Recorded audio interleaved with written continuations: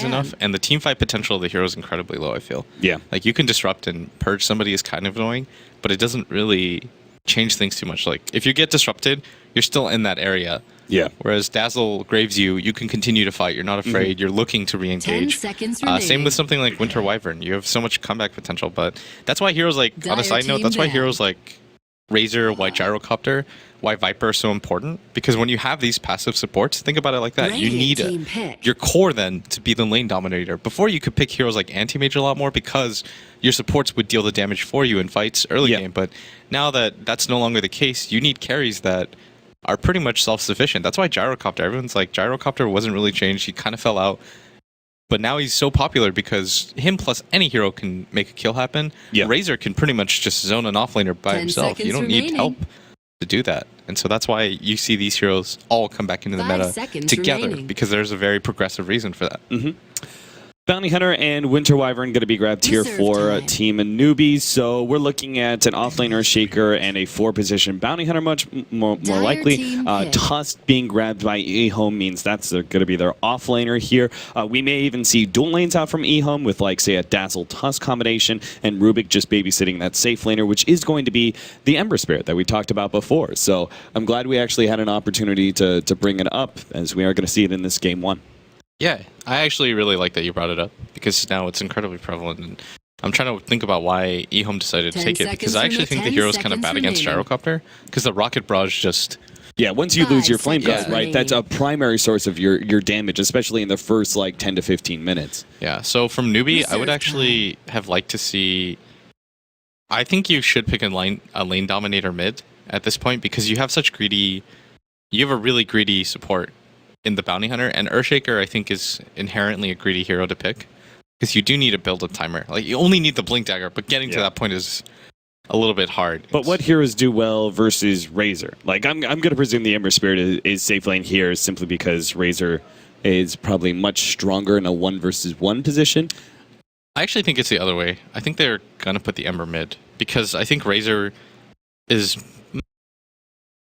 I guess it depends on what EHOME favor. If you favor the Razor's farm, like you want to absolutely guarantee the Razor's farm, you put him in the safe lane. Yeah. But it's going to be... If you put the Ember in the safe lane, it's going to be harder to zone out the Earthshaker. Yeah. But if you put the Razor in the safe lane, he can pretty much do it, and your supports can go and stack and stuff. So, yeah, and at the same time, maybe, like, here's another way to view it, right? Like, okay, which hero on your own team do you value more? It's also maybe which team on the enemy team do you value more shutting down? We still don't know what Newbee's going to pick up, but Razor will do better in either lane, essentially shutting down the enemy hero, whether it's the offlaner, Shaker, or whatever mid Newbee choose to pick up. You have to be really dynamic about that. When it comes to drafting, like I gave a very small summary of how it's going to work. Okay. And there's it sounded relatively... It might have sounded relative, but there's so much more that goes into it. Not just like picking passive supports with lane dominating carries. Like, there's just so much of it that it blows my mind how much has to go into a drafter's mind while they're doing stuff and creating these types of strategies. And it goes beyond just this hero works well with this hero, which is how people view it at face value. Newbee finished things off with an Invoker. I am a little bit of a loss here as to what we're going for with this Invoker pickup. We haven't seen very much Invoker in the current meta. We haven't seen it very much in TI so far. What's the value out of this Invoker? Is it the Quaswex Invoker, I'm presuming? I don't really see a whole lot of value in the Exort Invoker just yet. 5 seconds I think it's pretty good against Razor and both Ember because none of spells are really single target abilities. They're more just AoE, so you can clear out without having to take any damage from any of EHOME's rosters. And there's some cool synergy with Winter Wyvern plus Invoker, where you can, the Winter Wyvern will cast the Winter's Curse. You can just throw EMP plus Tornado in that general direction. I guess in some ways, if he decides to go for the Quaswex Invoker, it would kind of make less sense, actually, because you don't want him to tornado somebody up in the air while they're cursed, right? While they're cursed. At the same time, if the curse is down, you could just lay out an EMP without the tornado being so needed. They can't help him whatsoever. I think, actually, EHOME have some of the better counters to the Winter Wyvern, and I think that's partially the reason why Newbee decided to pick non-damage or why EHOME decided to pick non-physical damage dealing cores. Because if you look at it, both the Razor and the Ember Spirit, you're not really afraid if those heroes are hitting you, because they don't actually deal that much physical damage. Yeah, very rare circumstances like the Razor has already sapped a bunch of damage or something. Yeah, exactly. But most of the time, it's like Ember Spirit is more reliant on Sleight of Fist. The Razor is more reliant on his Eye of the Storm and Static Link. The regular right clicks are not that devastating. Yeah. I'm actually so excited to see this Invoker. In my opinion, if you're a real mechanical god, Invoker's the hero, because I just can't. I think I'm a really solid mechanical player, and I can't even touch this player, like, hero. Not, I can cast the spells, obviously, but to do it in the correct order with the correct presence of mind, it's just beyond belief. It goes beyond just tornado, EMP. It's not just playing the Invoker game and like, oh look, I can spam out all of the spells. Anybody right now. can do that. It's all about, okay, what spells are you using at the right times, not necessarily spamming them all out at the same time. So. Yep. All right, so the dual lane is going to be happening here in middle. Sansheng and Moo are going to be facing up against CTY and Lana. Now, this is, I say, a dual lane, but it's kind of a tri-lane with Banana trying to sneak in an early pickoff on the Courier. He actually gave himself a ward in between that Tier 1 and Tier 2 tower, putting a lot of priority in making sure that CTY doesn't get too far ahead. That being said, Ember Spirit did go for the poor man's shield build, which I like a lot against the Invoker, primarily because Invoker's damage is very weak. His right-click damage is like hardly anything when he doesn't go for Exords. So the poor man's shield is going to be soaking up a majority of his damage. But this also means he's not going to be getting an early bottle or anything for the bounty hunter to pick off. Moo's actually kind of messing up a little in regards to CS. Like, he's missing some that I wouldn't anticipate him to miss, just because I think that Moo is probably one of the top 5 mids when, especially TI4, right? Where he just, he was amazing. And so I think there's a little bit misplay here, but maybe he's just not super used to playing the hero. And with this ward down in this middle, they really need to be able to pick off the Courier. You don't do that, and that ward doesn't provide you with anything unless you're picking off the Courier. Yeah. Top lane, we've got RTK playing the Tusk. Now, he's going to be going against Rabbit's Gyrocopter, who will obviously be babysit a little bit by Sansheng. He's not going to be spending all of his time middle. Now, Tusk should be able to get a decent amount of experience here, but it is one of those lanes he can't be overly aggressive. So, if anything, he may see an early rotation into the middle lane to help out our Ember Spirit. That duo is actually quite powerful. Snowballing in someone. DDC is running in for June here, trying to get that kill. Lanham actually drops a little bit low. Banana almost dies, but a Fisher comes out at the last second. A right click brings him down to 4 HP. DDC, though, unable to finish off that enemy bounty hunter thanks to the Fisher. And that also means their counter ward is down. So bounty hunter and the Earthshaker run themselves back to base. At the same time, though, this is still really good for EHOME because look where that creep wave is. This is a lot of missed experience for the offlaner. Yeah, this is just good decisions overall by EHOME. I know we were debating whether or not the Ember Spirit would go mid, but I think they actually correctly ascertained that it would be a Quaswex Invoker, because if it was an Exord Invoker, this CTY would be struggling. Yeah. But because it's a Quaswex Invoker, he goes to the poor man's shield, and he's actually heavily out CSing the mid Invoker. So the range advantage that you once had is completely neutralized here. Yeah, and that's the big advantage, right, of having a draft like EHOME's. If, say, Newbee last picked up, Banana, taking away that, they actually both got the counter wards. So, counter for a counter. Anyway, going back to it, like, say Newbee picked up a last pick at Viper, right? At that point in time, you're not going to run your Ember Spirit minion, so you put the Razor against it. So it's always nice to have that versatility in lanes when you draft. C2I takes a bit more damage as Banana's hovering around here, but without a successful gank, Banana is kind of falling behind in experience. And that's always the biggest danger of a bounty hunter, is if you roam around and you're unsuccessful in getting any kills, you're not going to get that level 6 very quickly, and you'll have to spend a lot more time solo XPing out of lane while, another hero tries to rotate around and get kills, and just means really loosens your effectiveness as a bounty hunter, because it's all about the track starting about 15 minutes. Yeah, see, if you're an EHOME fan right now, you're incredibly satisfied with how everything's gone so far. CTY, he's playing a hero that almost always gets punished, with just, I think I even called it right. I was like, they're going to pick something that will punish him mid, but this Quaswex Invoker simply can't. So he is doing a good job of free farming, the Bounty Hunter hasn't had any impact in this game so far. The offlane Earthshaker, because it's a Razor, he just can't go down there anymore. Like, it's just not possible. Without level 2, Bounty Hunter is unable to pick off the Courier as it heads back to base, so that empty bottle. So the Bounty Hunter's just bananas not been getting any of his objectives in. If you talk about early game and what the Bounty Hunter needs to accomplish, so far he's failed every single objective. And it's just because EHOME are playing really well defensively around this hero. And this is always my biggest concern. Like Bounty Hunter, I was talking to, actually I don't remember who I was talking to about it. I think it was one of the Russian players, maybe FNG.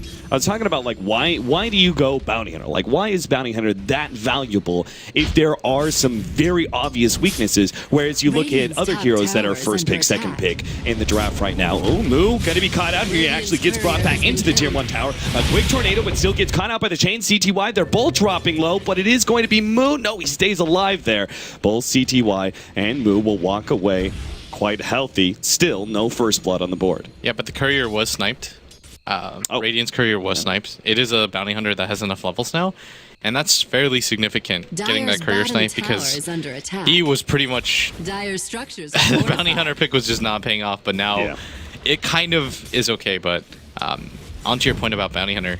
Oh yeah, so the Bounty Hunter essentially was, he said that, you know, Bounty Hunter does have some very clear weaknesses, but the thing is that Bounty Hunter is such a special hero because it forces the enemy team to both draft and play differently in the early game than they normally would, and that's why it's more valuable. Yes, you can have certain situations where like you don't get anything done in the early game, and then once you get your level 6, the enemy team is 5-manning, and Bounty Hunter doesn't bring as much as a 4 position than many other supports would, and yeah, there's some very obvious weaknesses to that hero, but it's just because it provides so much pressure early on in just the draft. It's like, hey, you have to deal with a Bounty Hunter now. You have to pick, you know, these kind of heroes. You have to play this kind of way. You're putting pressure on the supports to buy a lot of counter wards. It's just too valuable in what the enemy is forced to do, and it kind of makes up essentially for some obvious weaknesses there.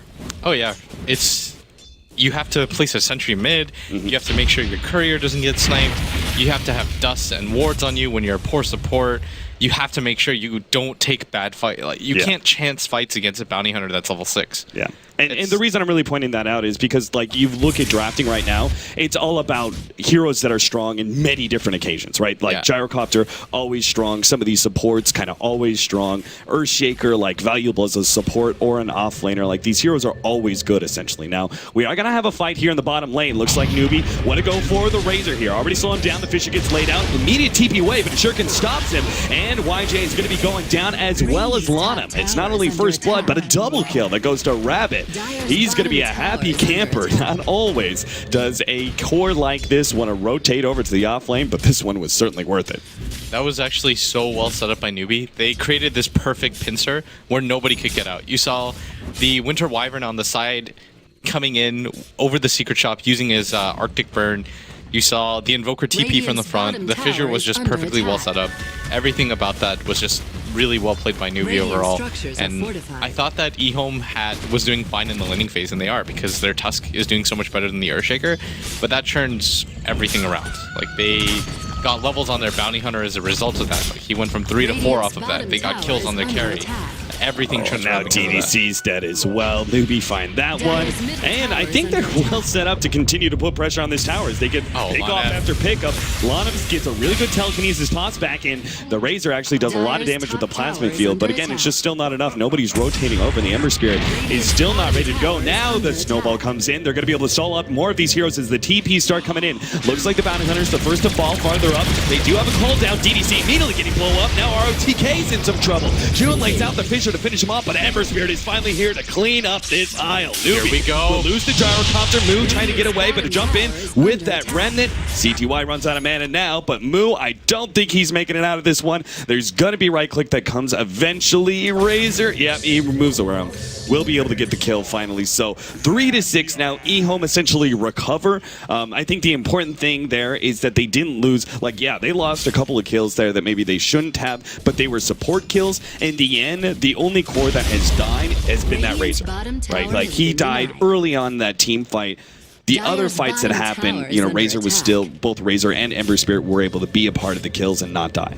You would prefer CTY to come in like that at the end, at the same time, because he gets more XP because they're just overall more leveled. He's only splitting that experience with the Razor, so I think he's going to be really satisfied. Banana's going to just be, oh, it's got to hurt. What a dick. What a dick. He's going to be so angry about that. Yeah. So, just lost time essentially. RTK, he may have to snowball. Oh, he turns around and tries snowball, but he's stunned up before he can get it off. And RTK, he may actually almost die here. He's got a bottle up now to make sure the urn doesn't kill him. But RTK just a little bit slow on the mark there. If he'd been able to snowball just a bit sooner, he could have dodged the EMP. But as it was, it burns out his mana, and him turning around like that almost killed him. That's actually a really neat build by Move that I want to highlight. He decides to go for the urn, which is not something that you'll typically see on an Invoker, but something that Quaswex Invoker really lacks is damage. And Urn of Shadows, it's a pretty good finishing move. If the Tusk didn't have bottle charges there, he would almost certainly be dead. Particularly because the change-up of Urn of Shadows also means that it does proc Cold Snap now, right? Which Cold Snap was also changed where the initial damage is less, but every time it actually procs after the initial hit is more powerful. I think you go from behind here and then push the top tier 1 tower, and that's what Newbee's doing. They might even get the courier if they're lucky, but the target right now, it's not even that you want to kill DDC, it's that you want to kill him and then give EHOME no chance to set up. They actually even get the courier snipe here as he knows he's dead. He's in the corner right there.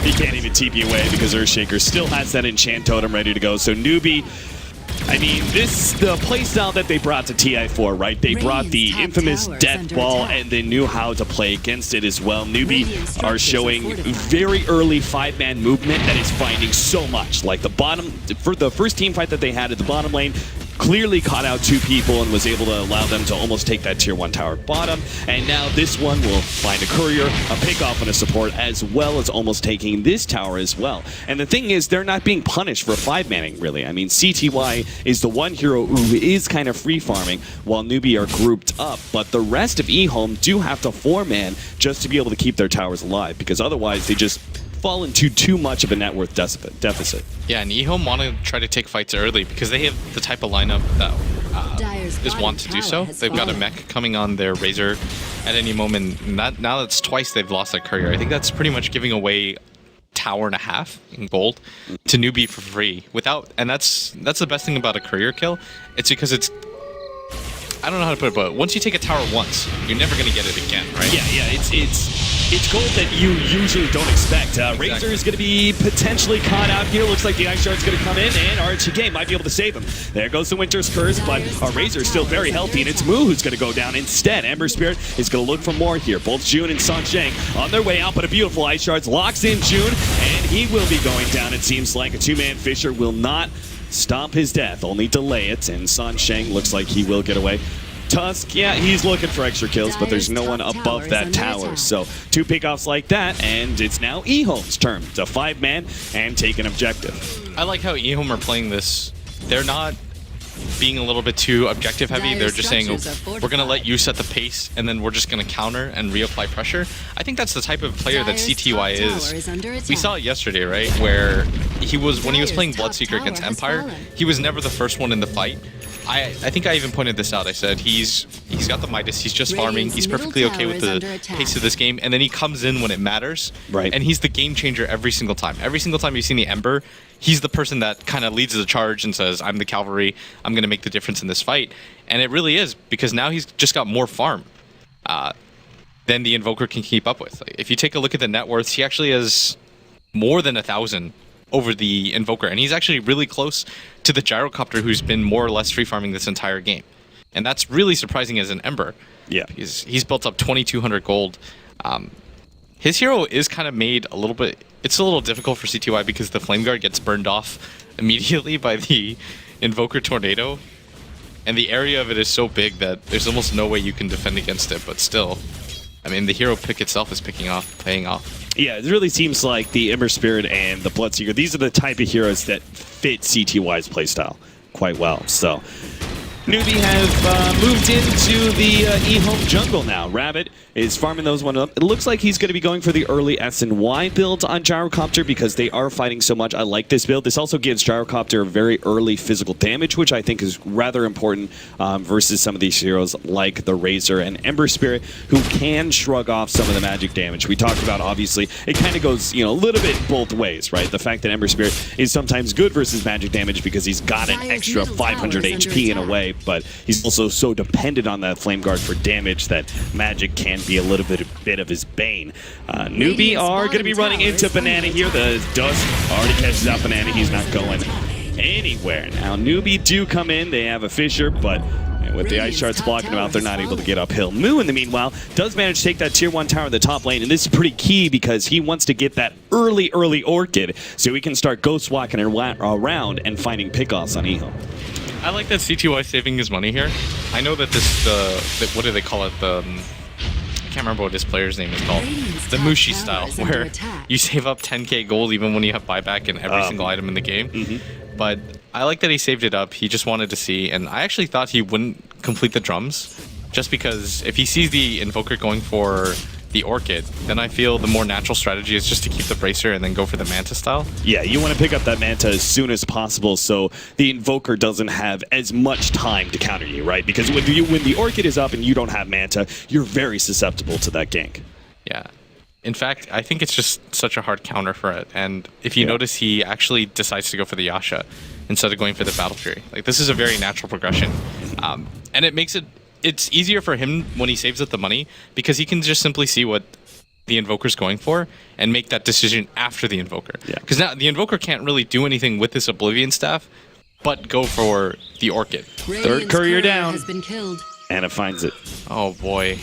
Yeah. Again, he's just pairing his ward setup. Really offensive wards that seemingly is always catching out the couriers. Now, CTY knows the Bounty Hunter is up here, but he's going to continue to push forward. What do you think about this ward? This was probably placed when they were going for that tier 1 tower. Yeah, it was. Early on. It's very offensive, though. Even if it was based around that tower, it's still a significant amount of ward vision that they're placing in the enemy jungle. Why do you think they're focused so much on that, despite the fact that it seems like Newbee have actually spent a lot of time in EHOME jungle? I think they wanted CTY to be able to do this, but they're actually going to cut him out, catch him out here, and there should be enough damage for this. The CTY is going to go down, but I think it was so they could take control of the jungle, but at least pressure this tier 2 tower top, so Newbee can't go for the obvious play, which is to go for the Roshan in the mid tower. You can play responsive Dota, but because you know smokes exist in the game, so making that play that CTY did is fine. Like, he pushed out, he didn't see anybody on the map.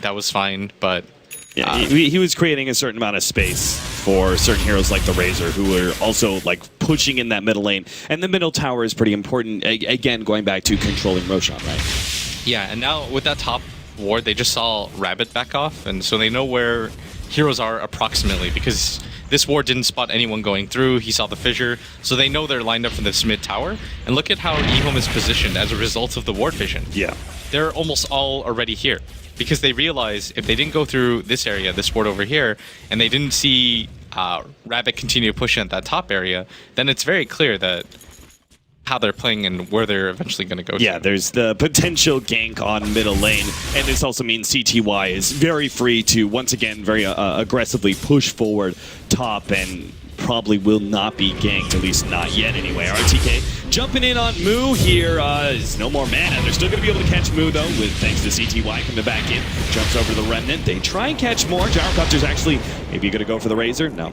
It's just too many heroes of EHOME set up, and with the Invoker already down, Newbee are not prepared to fight.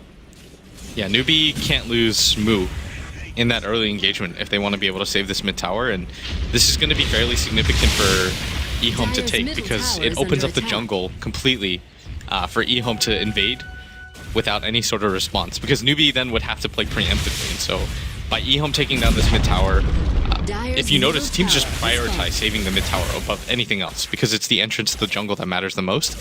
And so for Newbee to lose it this early, even though it's 18 minutes in the game, you don't think it's that early. In a game that's as closely contested as this, it is. Oh, RTK, he's going to find the Blink Dagger of June, but man, Tusk is still such a tanky hero, and he's actually going to follow up. He knows even if he does die here, it's fine. His allies are going to be set up for a great fight. The Echo Slam gets laid out, but it's still not enough damage to finish off ROTK. And you get a kill on both the Ember Spirit and the Razor. Yeah, now Newbee, I mean, they're just losing a little bit too much map control. Like, EHOME is only up by 1 kill, but they're gaining confidence. They're pretty happy with the pace of this game. And in experience earned, EHOME is leading.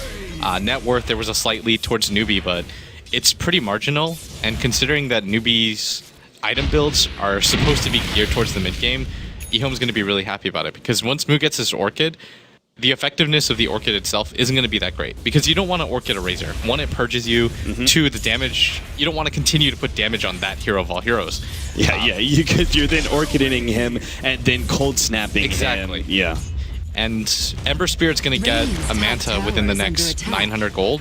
And so even then, it's not a very good item to have at that point. Yeah. And so naturally, EHOME's items are already countering you. So if you're Newbee, you want to be further ahead when it comes to net worth. Especially since the Gyro should be so much more ahead than everybody. Because he had ancient stacks.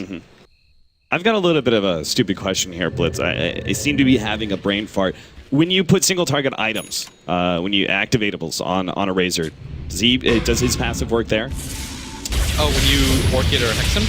Yeah, it it does, right? Yeah. So you go in, you Orchid him, you cold snap him, and you earn him. 3 different unstable currents that are going to be bouncing back to you. That's actually my biggest fear as a Storm Spirit. When I zip in and I Orchid on top of a Razor, and then I instantly get slowed, and then I pull him, and then I get slowed again. Like, the purge is actually just annoying. It's 100 damage to yourself every single time. Yeah. So it's not very efficient, and you're starting to see the Razor. He's level 13, so he's got a good amount of levels of it. Yeah, and an SNY build for our Razor as well. After the mech, I like this build solely because the Gyrocopter's already invested into the SNY, so you can afford to, like, okay, you're going for a mid-game build, let me follow that. Yeah. Right? Like, I don't need to go and try and focus on getting my late-game items, Ags, AC, or something like that, because you've already delayed your late-game item progress as well. No, I completely agree with it. I think going for the BKB here actually is the wrong decision. Just going for more tanky items that allow you to deal damage, which is SNY. It's a mid-tier item. So what do you think he goes? He's got the poor man Scotty and the SNY, and you want him to go like the Scotty next or something?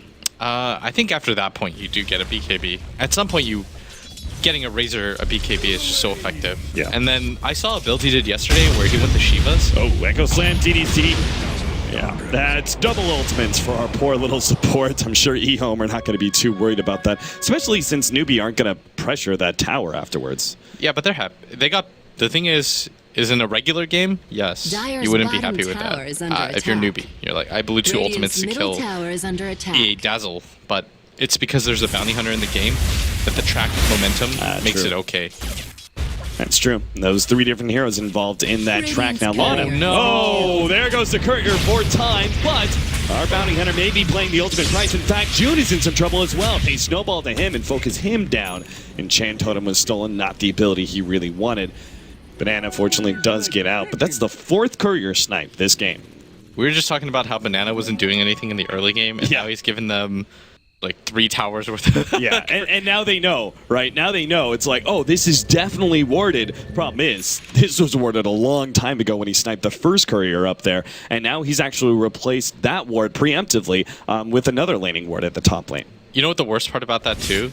Is that was CTY's Manta that was on the courier. Oh, yeah. So now there's going to be a 2-minute window if Newbee wants to. I doubt it matters in the grand scheme of things, but if the Invoker had found the Ember Spirit there and killed him, then CTY would have been like, oh my god, I can't actually believe that happened. And that can still happen in the next 2 minutes, right? Yeah, like, exactly. If CTY ever gets caught by the Invoker while the courier is dead, that's entirely on Banana's snipe. I think you smoke right now if you're Newbee, because you know that the Manta's down.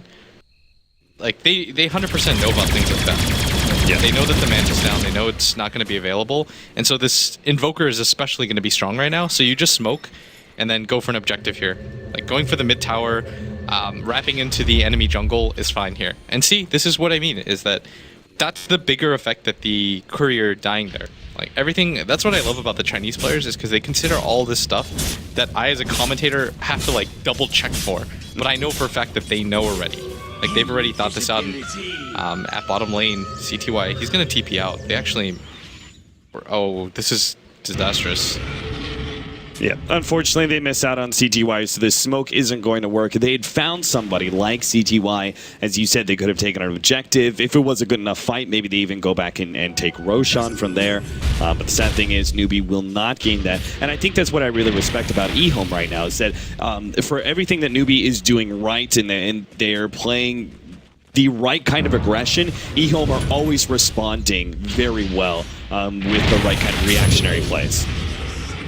Yeah, they're doing a good job of just keeping off the map. CTY had good presence of mind to just say, okay, I'm probably overstaying my welcome, and in the next 30 seconds, now they'll have the Manta style on him, and so they'll feel a lot more confident. But Newbee went for the right play there. It was very clear that they were going to group up as 4 once they saw that Manta dead. And they might even go for more here as they know that they're split up. The Ice Shards doesn't catch anybody. Rabbit slowed down by the chains now. They have the opportunity to snowball or not. The Fisher actually stuns up too, and Newbee will get out. CTY actually messing that one up. Looks like the sleight of fist wasn't quite in range, so he messed up the fist chains combo. I think they shouldn't have gone for it anyways. Yeah. The potential for the gyro to turn that around is just so high. Yeah, especially in like these sort of corridor scenarios, right? The cooldown is just too good. Yeah, especially with the rocket barrage. Man, that spell's just... I can understand why people don't like to watch Gyrocopter, because at least with an anti-mage you have to worry so much about your positioning and things like that, but with the Gyrocopter, Rocket Barrage is such a punishing ability, and it's so good. You get close to him because you think you can kill him, and then all of a sudden he just turns it around on you and lays down 1,000 damage in magic. So SNY, BKB, Gyrocopter, 2,300 gold left. Tornado put out on CTY. He actually pops the fist and chains onto Moo, but a good Fisher will block out the rest of the aggression of EHOME, or maybe not. The Ice Shards still locked Moo in with Snowball over the top. They do catch the Invoker, and now the call down is down as well. Perhaps EHOME can take something more out of this. With a pick off and an ultimate down, they can maybe push down the tier 2 tower. That was so good by ROTK to wait with the Ice Shards. Like, he had it for a while, but then he just cut off the positioning for the Invoker. Just good subtle play in EHOME. This should mean an objective for them, and they want to take objectives. Against a Bounty Hunter, you want to be pushing his 5 and doing things of this nature to just give him as little opportunities as possible to get individual pickoffs to track. And this Tornado, they're looking for it. Yeah, Rabbit will get away to his tier 3 tower. Banana is nowhere near the tier 2, so it doesn't look like they're going to try and contest just yet. EHOME start backing up as the Invoker is up in 5 seconds. They don't want to take a full 5 versus 5, and I can understand that, especially when the top lane's pushing out. Good time for CTY to farm. Really, EHOME just want to draw out this game, right? I mean, they've got the Manta, Ember Spirit. It's sort of reactionary items, essentially, to deal with the Orchid, but it also means you're a little bit low on damage, so you want to wait until you've got that Battle Fury and Crystallis picked up. I think if you're Newbee here, you want to just try and take a fight, because they do have a really good item advantage. Like the heroes that have the items that they want, they've got the Blink Dagger on the Earthshaker. There's not a whole lot that's going to make them stronger than this at this moment. Right. And so they're going to go for the smoke here, and they have to get something out of this though, because I believe that's their last smoke. Yeah, it is. They're not going to have another smoke for another 6 minutes, so they're going to go for the Roshan here, because if you go just for a single kill and it doesn't work, like when they went for the bottom kill and it doesn't work like that, then you're just so screwed if you're Newbee. Yeah, or say you even find the kill, but it's a support. Yeah, exactly. You don't want that to happen, because if you're looking at EHOME's lineup, they've got a Rubik with the smoke, and they've got one on their own, and so all it does is make it susceptible for Newbee to lose fights and objectives. And so they're going for this this play, and they actually know that they're doing it, but they might just be way too late.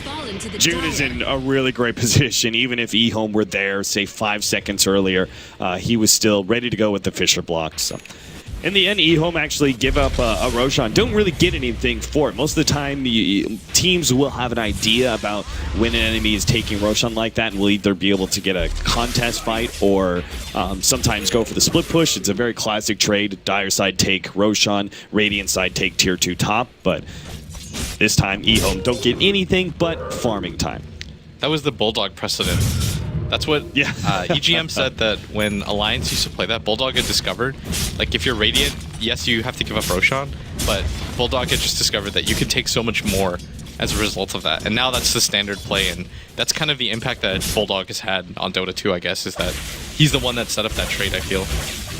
Or made it at least really popular. It's like, if you know they're Roshan for sure, just go to the opposite side tower and take it. Yeah. BKB is the next item up for the Razor, which means he should be able to get in close quarters with the gyrocopter, static linking him, and won't feel the recourse of damage when you get a little too close to a gyrocopter, which is that rocket barrage. So this item, I think, is going to be incredibly important. There's still going to be a big upgrade in physical damage, though, for the gyrocopter, as he's about to complete his MKB. In fact, they'll almost straight up have it if they can actually take this tier 1 tower. Now, Lonum's going to be caught, and with the rocket barrage over the cliff, lets a call down Lonum. He almost gets brought down. He managed to get the Shallow Grave to save him for a little bit longer. They actually pop the Winter's Curse just to make sure that Lonum doesn't escape. And EHOME do finally lose their hero, but with Winter's Curse down, I think that Newbee are going to have to back up, especially with that top tier 2 tower taking some damage. You know, it's weird because I think Newbee, in a lot of ways, have the better late game lineup. But I think that Newbee would prefer to push at this point and juncture, because if you take a look at EHOME's lineup, they don't actually breach high ground very well, and they can't clear creep waves. Like, to clear creep waves, you'd have to get in vision within distance of the tornado. Like, ROTK does have, I guess he has the blinked eye shards, but it's not efficient at clearing creep waves. But if you look at Newbee's lineup, they can clear creep waves forever. Oh, the drums, they went the wrong direction. They didn't expect Rabbit to be so fast. And managed to get away from them there. Looks like a missed observer ward here from the Dire side. Didn't actually see this one placed till now. I'm presuming that there's a cliff area here that allows you to see behind the tier 1 tower jungle area. What's the button again? To F2 and F3.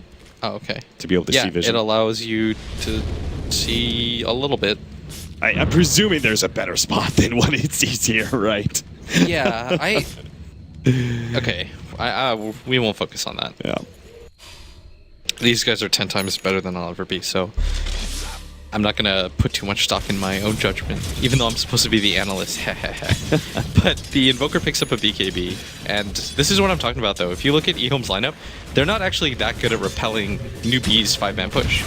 And what EHOME actually want to do is keep the game going for as long as possible, because they don't have the best high ground ability at the same time. If you look at their team, you don't want the Ember to be up front. None of your supports can really help you with taking down towers. It's not like either of them are a Jakiro or a Leshrac. So you're just going to wait for opportunities to come to you, whereas I feel like Newbee should be establishing map control as much as they possibly can at this moment, because their high ground potential is just so much better. You can send the gyrocopter up first if you want, because there's not too much that'll punish him. There's like no immediate burst damage on the side of EHOME, and you're seeing that right now is they're all headed to this bottom tower and they're being a lot more aggressive. Like, even after EHOME got a mech on their Razor and an SNY, they still weren't looking for fights. They still say a lot about where EHOME feel, like, power level wise, where they are in comparison to Newbee, because this is a tough tower to defend.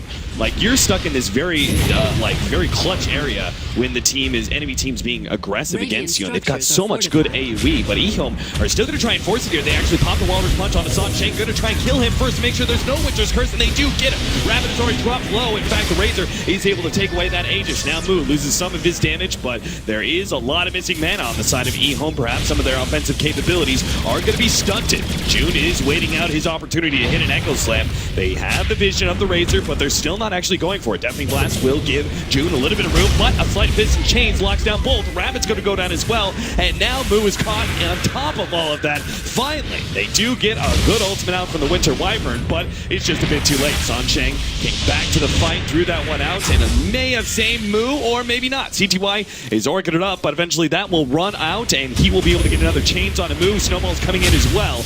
Moo, no escape whatsoever. The Winter Wyvern did manage to escape, though. Pop that Arctic Burn. Good read, though, from EHOME, focusing on the much more important core. Yeah, once YJ went in there as the Razor, and he just popped his BKB, there was actually nothing Newbee could do to deter him.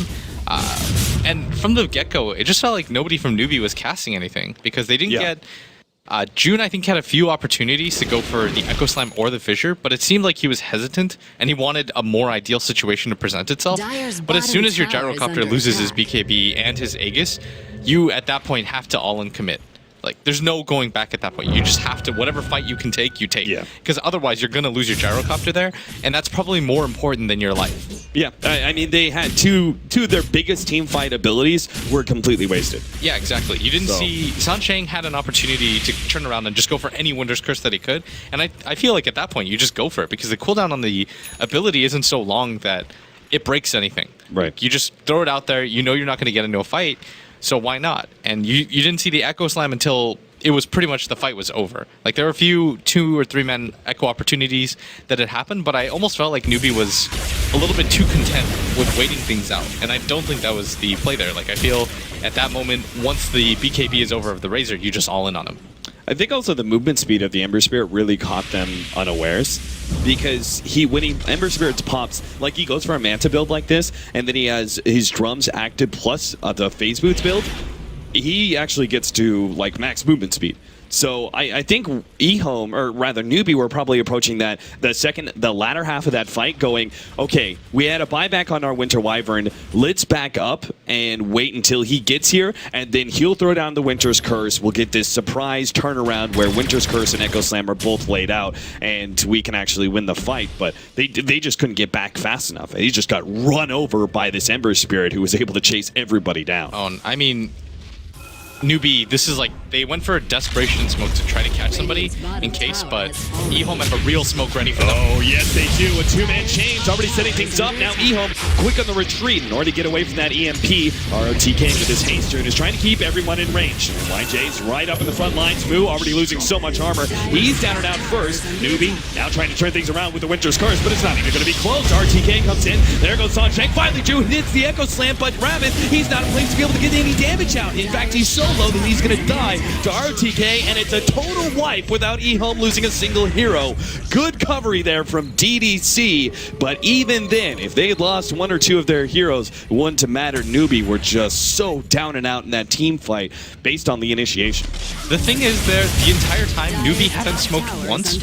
Like, they had used one really early, but they had saved them for the most part, and then ljnf was just completely prepared for that. They were like, we can get aggressive now. We just destroyed them in the previous fight. Look what happened. We should take this fight. Even if we lose the tier 2 tower, we should just take everything. And that's what I was talking about. EHOME's lineup is built for Newbee to run at them, run out of power, and then eventually you can take down these towers, because EHOME's lineup is terrible at taking towers. Like, you've got a Razor and an Ember Spirit as your 2 cores. You need to just wait for opportunities where you pretty much team wipe them or close to it to be able to take objectives. And all of a sudden, Newbee's been the one that have been the aggressors the entire time, and there's still 2 tier 2 towers up for EHOME, whereas they just took 2 instantly. Like, they didn't have to wait for any sort of sign. They're just like, we wiped them twice, here we go, we should take some objectives. And I mean, now things look so brutal for Newbee. They're not going to have a smoke for, if you take a look at it, I'm pretty sure for another 10 minutes when I last saw. Yeah, it's all the way down to 8. They won't be able to use it for till the 45-minute mark. And if you take a look at Newbee or EHOME, they already have one prepared, and they've got another 2 in their inventory. So all map control right now has just pretty much been seceded. Like, you can't do anything now. And Rabbit even at top. He's going to be forced into using BKB again. This is just down. Yeah, he's down to 7 seconds now. This is so brutal right now for Newbee, because the comeback mechanic truly is the smokes cap. And if they don't have any right now, you're just in such a situation where you're stuck in your base. You pretty much have to all in for a gem. Like, you buy a gem and then try to deward and hope that you're not running into people. I actually think that's the play. Top tower is under attack. Shiva's now finished up, so I was actually expecting AC and Aghanim's out from our Razor. That would actually allow them to have some high ground potential, just with that one hero. But instead he goes Shiva's. Why is that? Yeah, we talked about it. I'm almost certain I talked about it before, right? Where I said he would go for the Shivas, and he just seems to prefer the natural tankiness, and June is popped immediately. He looks so weird in the air. Yeah, he Walrus Punch frozen in the middle of there. He doesn't even get hit by the EMP. Snowballs through it, trying to chase down Moo on the right-hand side. Sansheng is going to be the one caught out. He popped his BKB. Oh no, they're going to throw out a call down, but it's just not going to do anything. Rabbit comes forward. He doesn't even have his BKB up yet. Oh, it was still another 2 seconds on cooldown, but I think Newbee realized that even if that was there, it wouldn't have mattered. EHOME are just too big, and we'll call it GG. 38 minutes in, EHOME will take it 24-10. If anybody really wants to know, he gets it because that Newbee has no attack speed. Like, if you look at the way that they built this wall, there's no physical damage that'll come, so when he has his BKB popped, he just takes no damage at all. Like, he did it yesterday, and I was thinking of the reason all night, and we saw it again, but man, EHOME was just so patient. They're just really smart with how they take fights. They don't waste their smokes.